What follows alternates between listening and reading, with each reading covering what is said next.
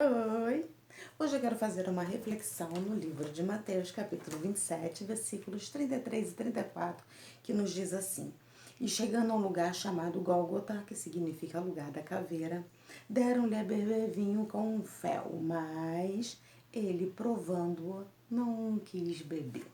Hoje pela manhã eu estava terminando o livro de Mateus, fazendo o meu devocional, e me deparei com essa passagem maravilhosa e fiquei refletindo sobre como estava o coração de Jesus naquele momento. O coração de Jesus quando ele ia concretizar um ato que havia sido determinado, profetizado por Deus antes da fundação do mundo, porque Apocalipse fala isso. Apocalipse fala que Jesus ele foi crucificado antes da fundação do mundo. Jesus, o nosso plano perfeito, ele não veio por um acaso, ele não estava ali, não caiu de paraquedas ali naquele Gólgota, na caixa da caveira. Ele não ia ser crucificado simplesmente porque o homem queria crucificá-lo, não. Ele estava sendo crucificado para cumprir uma missão.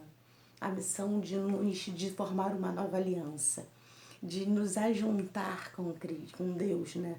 Para que nós fôssemos, como o livro de João nos fala, né? Para que nós fôssemos um com Jesus, assim como ele é um com o Pai. Para que fosse, nossa, é tão maravilhoso esse momento da cruz de Cristo, que automaticamente eu fiquei pensando sobre a nossa vida, nós seres humanos, simples e meros seres humanos, pessoas que muitas das vezes olhamos para a nossa vida e achamos que nós estamos aqui de paraquedas. Às vezes nós olhamos para a nossa vida e achamos que tudo que acontece conosco é mero acaso, que não acontece nada, ou acontece simplesmente para que nós sejamos pessoas melhores, ou acontece simplesmente para que nós sejamos aperfeiçoados. Eu tenho entendido que não. Tudo que acontece na nossa vida, para mim, tudo que acontece na nossa vida, ela tem um plano de Deus. A questão toda é como nós vamos nos comportar mediante as situações que nós enfrentamos. Porque às vezes nós olhamos e achamos que aquilo ali não é nada, e não, é tudo. Eu tenho entendido que uma das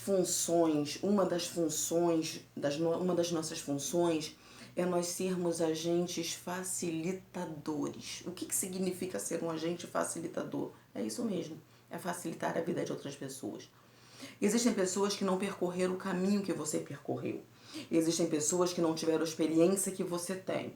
Então, o que nós precisamos fazer é pegar toda essa bagagem e entregar para as pessoas.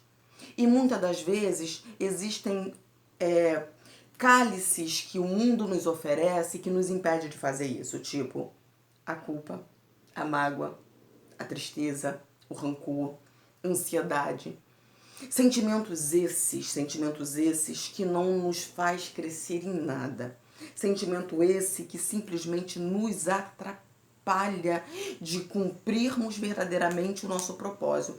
E eu quero falar mais profundamente acerca da culpa.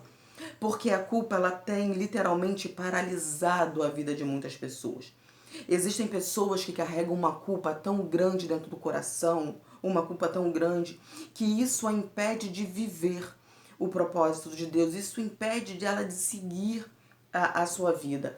E muitas das vezes nós olhamos a culpa e falamos, não, não tenho culpa não. Talvez não, eu espero realmente que você não tenha nenhum tipo de culpa na tua vida. Eu espero realmente que a culpa do pecado, por exemplo, não te paralise. Eu espero realmente que quando você peque, você literalmente abandona o pecado e segue em frente. Mas será que tem acontecido isso com as pessoas? Ou será que a culpa do pecado não tem aprisionado ela cada dia mais presa no pecado? Presa lá em Isaías 59, que diz que o nosso pecado faz divisão entre nós e o nosso Deus. E esquecendo da nova aliança, esquecendo do sacrifício de Cristo na cruz. Se você aceitar o cálice da culpa no teu pecado, você realmente vai ficar preso ali separado de Deus. Mas no momento em que você olha para o teu pecado e diz o seguinte, olha só, pecado, você não é maior do que o meu Deus, não. Você não é maior do que o sacrifício de Cristo na cruz, não.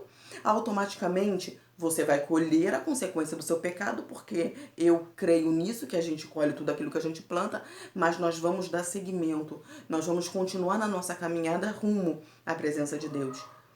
Quantos estão presos pela culpa? Por exemplo, eu conheço pessoas que vivem numa eterna tristeza porque perderam um filho.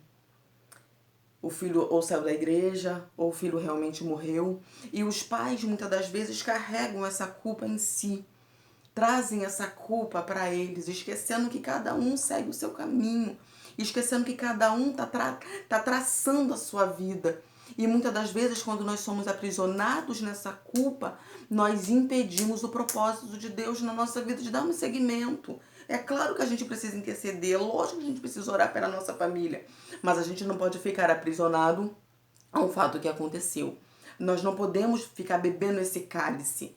Cálice esse que nos impede. Alguns anos atrás, papo de 20 anos atrás, eu passei por um processo difícil e Deus me ensinou o DCD do Dr. Augusto Cury. Deus, ele simplesmente virou para mim e falou: esse pensamento é meu, esse pensamento é seu, duvide dele, critique ele. E determine coisas boas para a tua vida, porque o Augusto Cury, ele nos ensina isso, mas isso eu aprendi com Deus. E eu acredito que esse DCD do Augusto Cury tenha sido revelação de Deus para a vida dele, sim, porque Deus, ele me ensinou através disso.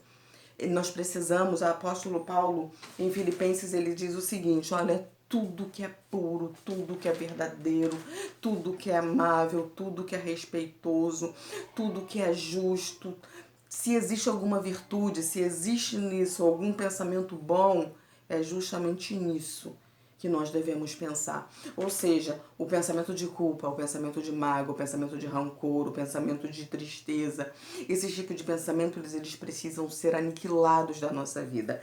Porque esses pensamentos, eles não vão nos transformar, pelo contrário. Esses pensamentos, eles vão nos aniquilar, eles vão nos entristecer cada dia mais, eles vão nos paralisar. Ao invés de sermos agentes facilitadores, nós vamos servir, sabe de quê? De muro para as pessoas. As pessoas vão olhar para a nossa vida se a gente pegar todas as experiências que nós vivemos ou que nós vivenciamos, né, que a experiência é vivida. Se nós pegarmos tudo e transformarmos, crendo verdadeiramente em Romanos 8:28, que diz que todas as coisas contribuem para o bem daqueles que amam a Deus, você vai pegar todas essas suas experiências e vai entender que aquilo ali foi para te tornar uma pessoa melhor, foi para edificar a sua vida, foi para te transformar em quem você é hoje, mas, entenda bem, não é para ficar em você. Não é só para você ser, mas é para você ter para dar para outras pessoas. É para que nós sejamos a cada dia agentes facilitadores. Pessoas que já trilhamos determinado caminho e que ao invés de estarmos amargurados, ao invés de estarmos entristecidos, ao invés de estarmos magoados, não. Nós estamos aqui simplesmente dizendo, olha só, não se prenda à culpa. O sacrifício de Cristo na cruz é maior do que qualquer coisa. O sacrifício de Cristo na cruz é maior do que qualquer coisa que você tenha passado, que você tenha vivido. É maior do que qualquer dor que você tenha experimentado. Não se apegue a isso. Continue o seu caminho, continue no seu propósito. Continue vivendo assim como Cristo, nesse capítulo 27, não bebeu o cálice que estava sendo oferecido para ele, que era vinho com fel. Não aceite nenhuma dessas situações que vão te paralisar, que vão te atrair literalmente para um lugar de tristeza, a um lugar talvez sem volta. Não se paralisa, avança, avança cada dia mais, pega todas as suas dores, pega todos os seus sofrimentos e se transforme numa ponte para facilitar a vida de quem está lá fora, que ainda não viveu o que você já viveu. E que o Espírito Santo venha falar melhor em cada coração. Amém.